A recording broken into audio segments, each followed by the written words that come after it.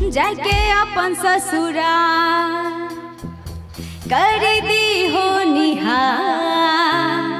आपके लिए ही है। जाके अपन ससुराल कर दी हो निहार, जाके अपन ससुराल कर दी हो निहार। माता पिता के नाम बढ़ाई दी हो, ए हो आशिका बहिना, ए हो आशिका बहिना। दोनों कुल के मान बढ़ाई दी हो, ए हो आशिका बहिना। दोनों कुल के मान बढ़ाई दी हो, जाके अपन ससुराल कर दी हो निहार।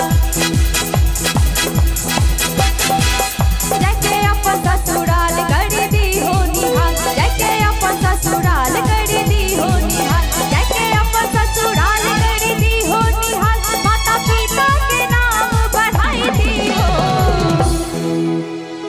ए हो आशिका बहिना, ए हो आशिका बहिना। दोनों कुल के मान बढ़ाई दी हो, ए हो आशिका बहिना। दोनों कुल के मान बढ़ाई दी हो, ए हो आशिका बहिना।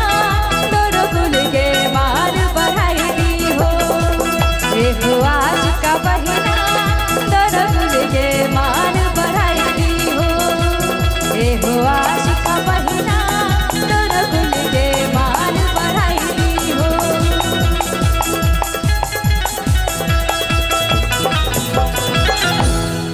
और आइए अभी आप लोग कुछ हिंदी सुन लीजिए, फिर मैं गाली तो दूंगी, ऐसे कैसे छोड़ दूंगी।